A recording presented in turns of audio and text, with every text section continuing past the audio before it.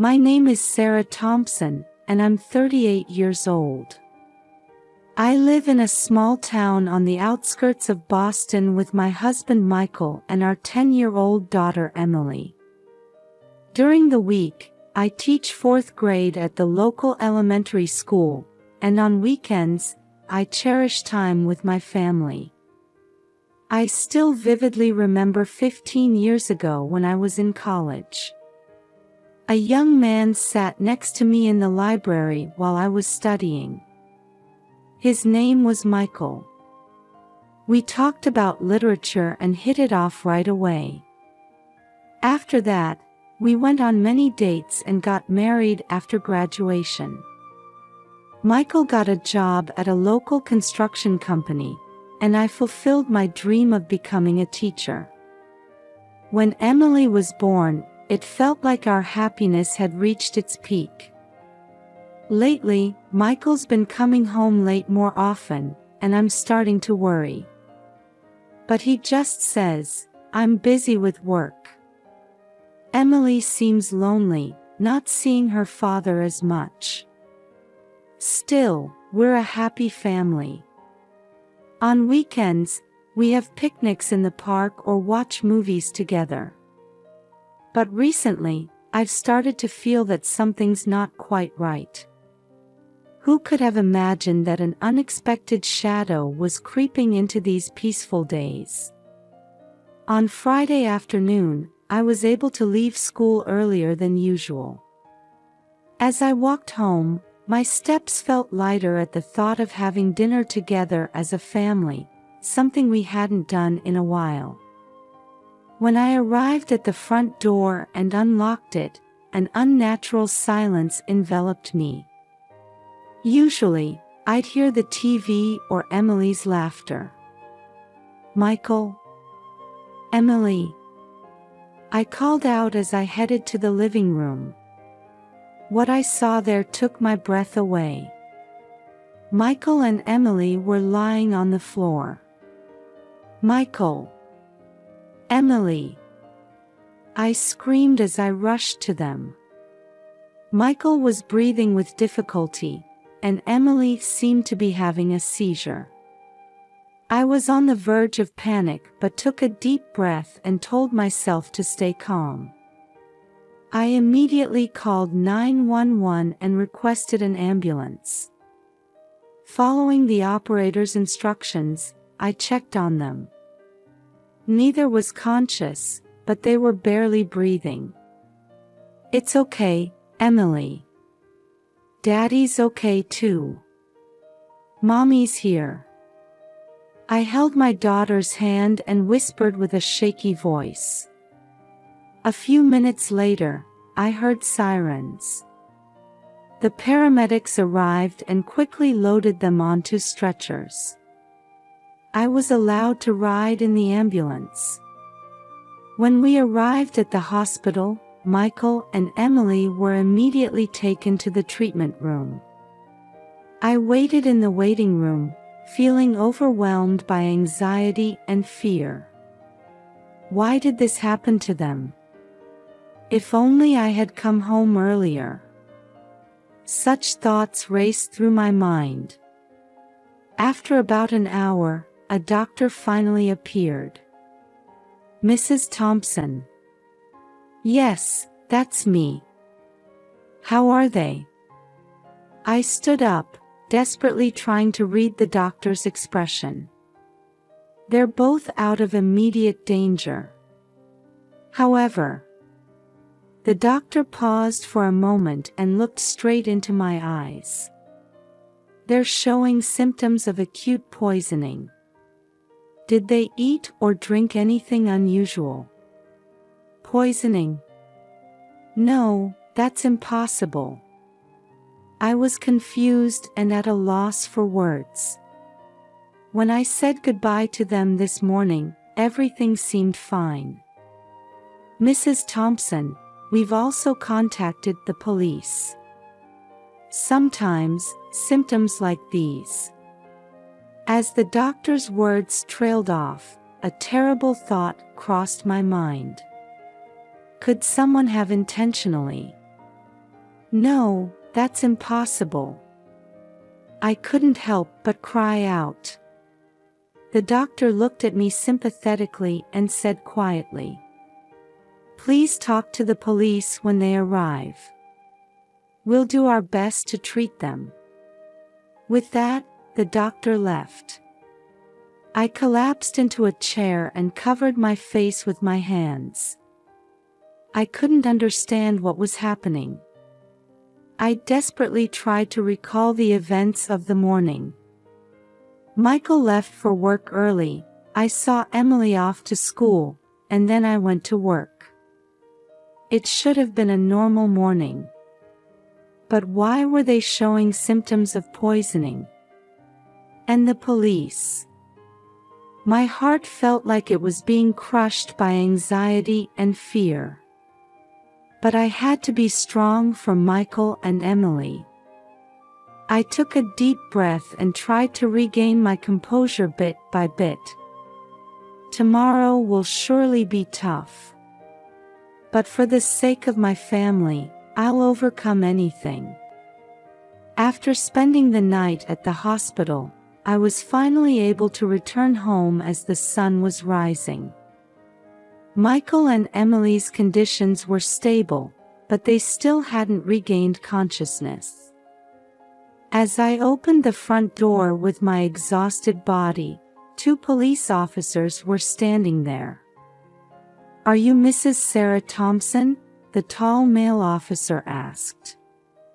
"Yes, I am," I answered, confused. "We'd like to ask you a few questions about yesterday's incident," the female officer said. I invited them into the house. As we sat in the living room, the male officer began to speak. "Could you tell us in detail about yesterday's events?" I explained as accurately as possible everything from yesterday morning until I returned home. The officers listened intently, occasionally taking notes. "Mrs. Thompson, have you had any disputes with your husband or daughter?" the female officer suddenly asked. "Huh? No, nothing like that," I answered, surprised. "You see, the symptoms of your husband and daughter suggest the possibility of intentional poisoning," the male officer said quietly. At those words, my heart began to race. "Are you suspecting me?" The officers looked at each other, and the male officer carefully chose his words. "At this point, we can't rule out any possibilities. We ask for your cooperation." After that, they began to search the house. I watched their movements in a daze. Suddenly, the female officer in the kitchen called out, "There's a suspicious container here." What she held in her hand was a small bottle I didn't recognize. The label read, "Pesticide." I don't know about this. It's not mine," I desperately pleaded. The officers seized the bottle as evidence and took my fingerprints. "We'll need you to wait at the station until we get the results of the comparison." Feeling dejected, I was taken to the police station. As I spent a long time in the interrogation room, various thoughts crossed my mind. Why is this happening? There's no way I would hurt my family. But that bottle. And Michael's recent behavior. The interrogator came in and sat down with a stern expression. "Mrs. Thompson, your fingerprints were found on the bottle." At those words, I felt my world crumbling. "That's impossible. I didn't touch it." "Then why were your fingerprints on it?" The interrogator's eyes pierced through me. "I don't know. I really don't know, I answered, fighting back tears. The questioning continued, but all I could do was plead my innocence. Just as fatigue and confusion were making my head fuzzy, the interrogator left the room for a moment. Alone in the room, I thought deeply. The only way out of this situation is to uncover the truth myself. But how? At that moment, a possibility crossed my mind. Could it be? Just as I had that thought, the interrogator came back into the room. Mrs. Thompson, your bail has been granted. However, as the investigation is ongoing, please don't leave town for the time being. I left the station with mixed feelings. I must take action to uncover the truth and protect my family. As I left the police station, I was organizing my next steps in my head. To reveal the truth, I had to find evidence with my own hands. Just as I made that decision, my cell phone rang. Looking at the screen, I saw it was from my sister, Lisa. Sarah. I heard what happened. I'm on my way there now. Lisa's voice was filled with worry. Our relationship as sisters was complicated, and we hadn't been in touch much for the past few years. Memories of past conflicts resurfaced. 10 years ago, when our parents' company was on the brink of bankruptcy, Lisa embezzled company funds for her own future. I tried to stop her, but Lisa wouldn't listen. In the end, the company went bankrupt, and our parents lost everything.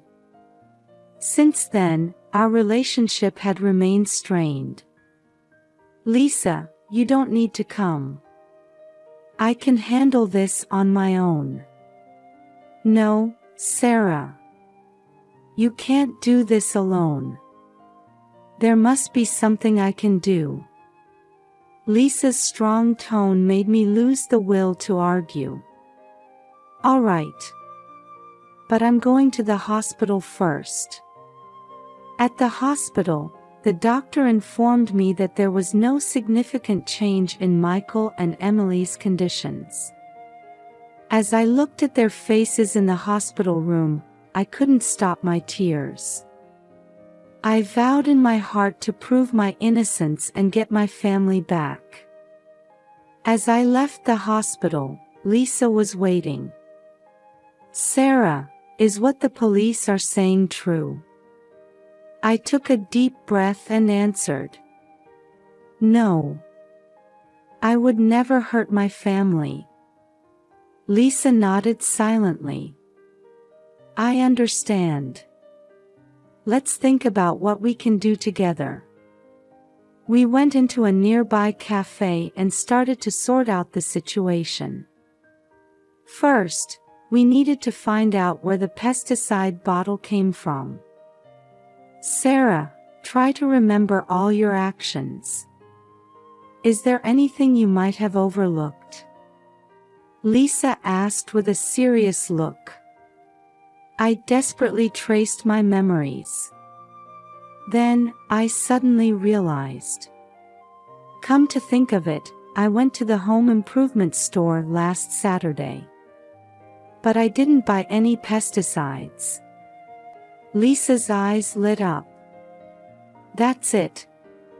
Maybe someone impersonated you to make the purchase. I found hope in that possibility. We immediately headed to the home improvement store. We explained the situation to the store manager and negotiated to see the surveillance camera footage. The store manager, who was initially reluctant, agreed to cooperate after seeing our desperate situation. As we checked the security camera footage, a surprising scene caught our eyes.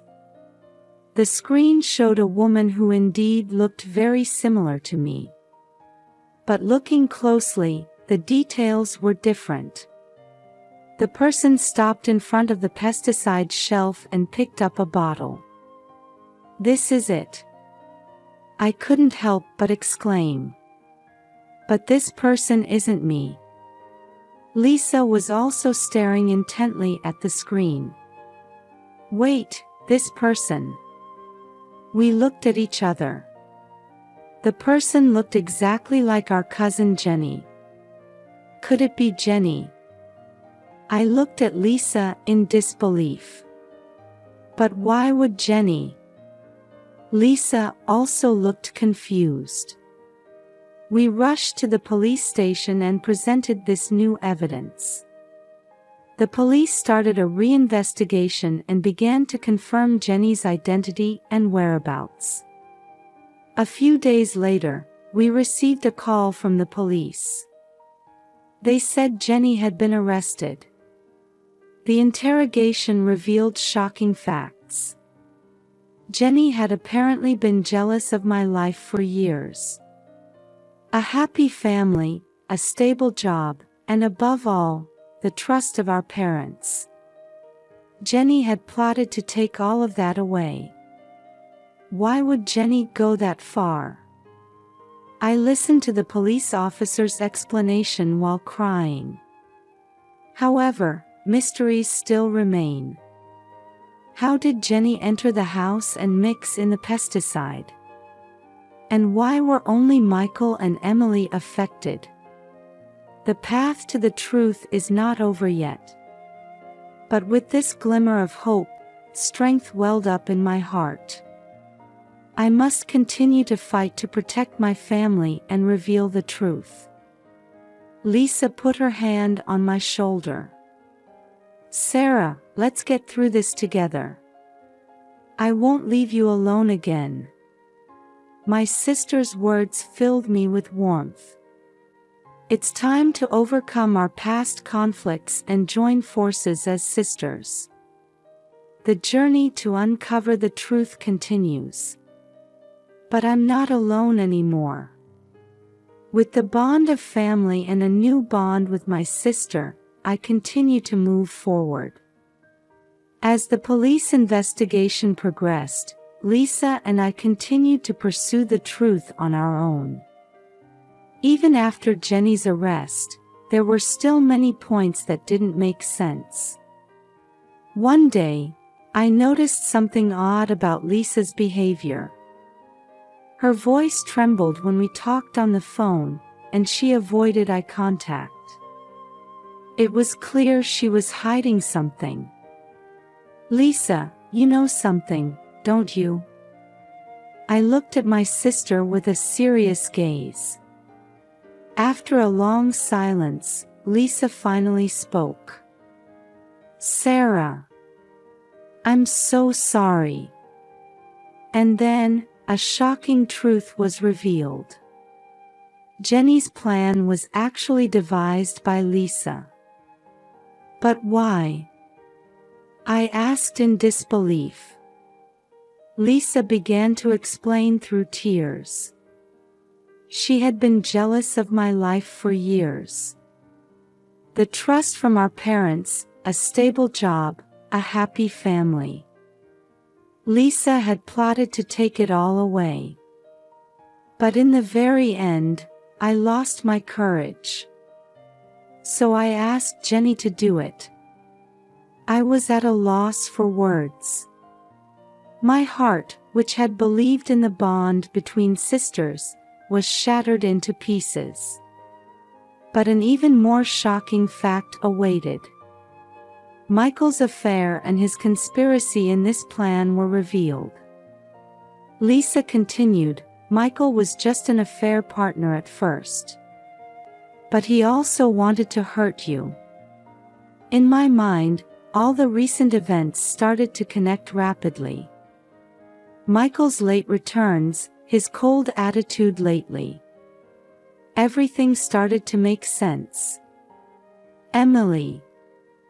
I asked with a trembling voice. We didn't intend to involve Emily. But Michael. Lisa's voice trailed off. My body shook with anger and sadness. But now is not the time to be swept away by emotions. I must act calmly, for Emily's sake and for my own. Lisa, you're going to tell the police everything, right? I said quietly but firmly. Lisa nodded. Yes, I'll tell them everything. And I'll accept my punishment. We headed to the police station. Lisa's testimony revealed the full extent of the incident. Michael and Jenny were rearrested and subjected to questioning. However, this wasn't the end of everything. I still had something I needed to do. I returned to the hospital and sat beside Emily, who had regained consciousness. Emily, Mommy's here. Everything's going to be all right now. While holding my daughter's small hand, I made a firm decision. We would overcome this experience and start a new life. A few weeks later, the trial began. I stood on the witness stand and told the whole truth. Lisa, Michael, Jenny. Their actions were unforgivable, but I didn't harbor any feelings of revenge. Instead, I said to the judge, please give them appropriate punishment. However, Emily and I will begin a new life. We want to live looking forward, without being trapped by the past. After the trial, Emily and I decided to start a new life in a different town. Lisa is serving her time in prison. Sometimes, I receive letters from her.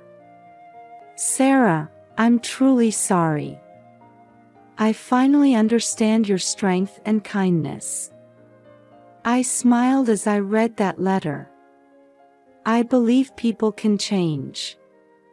Emily is regaining her strength day by day.